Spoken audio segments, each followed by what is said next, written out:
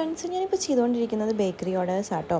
അതായത് നാളത്തേക്ക് കുറച്ചധികം കേക്ക്സ് കൊടുക്കാനുണ്ട്. അതുപോലെ തന്നെ ഇപ്പോൾ ടൈം എന്ന് പറയുന്നത് ഒരു 9:30-10 മണിയാട്ടോ രാത്രി. എനിക്ക് രാത്രി ഒരു മിഡ് നൈറ്റ് ഓർഡർ കൊടുക്കാനുള്ളതുകൊണ്ട് തന്നെ കിടന്നിട്ട് ഉറക്കം വന്നില്ല. കാരണം അതൊരു 12 മണിയൊക്കെ ആകുമ്പോഴേക്കും നമുക്ക് വീട്ടിൽ നിന്ന് ഇറങ്ങണം.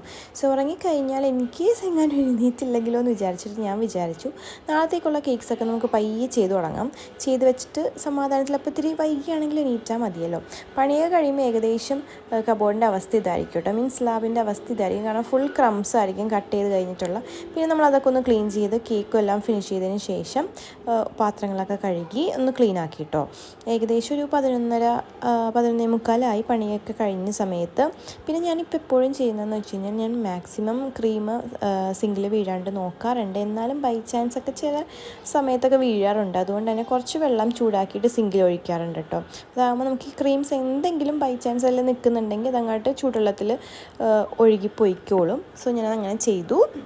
അതിനുശേഷം ഒന്നും കൂടെ ഒന്ന് സിങ്കൊക്കെ കഴുകിയതിന് ശേഷം പോകാനായിട്ട് റെഡി ആയിട്ടോ. മീൻസ് നമുക്ക് എയർപോർട്ടിലാണ് ഹാമ്പർ കൊടുക്കേണ്ടത്. ഒരു റിട്ടയർമെൻറ്റ് ഹാമ്പർ ആട്ടോ നമുക്ക് കൊടുക്കാനുള്ളത്.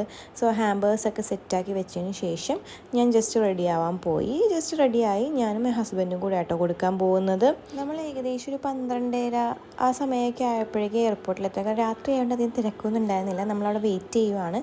സോ അങ്ങനെ നമ്മൾ അവരെ കണ്ടുമുട്ടി അവർക്ക് കൊടുത്തു കേട്ടോ. അതായത് ഒരു ഡോക്ടർ ഫാദറിന് കൊടുക്കാൻ വേണ്ടിയിട്ടാണ് നമുക്ക് ഈ ഒരു ഹാമ്പർ ഏൽപ്പിച്ചിരുന്നത്. സോ ആൾക്ക് നല്ല സർപ്രൈസായി. ആൾക്ക് ഭയങ്കര ഇഷ്ടപ്പെട്ടു. ആ റിട്ടയർ നേവി ഓഫീസറാട്ടോ. അപ്പോൾ എല്ലാം ഹാപ്പി ആയിട്ട് പോയി. നമ്മളങ്ങനെ ഡെലിവറി ചെയ്തതിന് ശേഷം ഒരു 2:30 2 മണി 2:30 ആയപ്പോഴേക്കും വീട്ടിലെത്തി കേട്ടോ.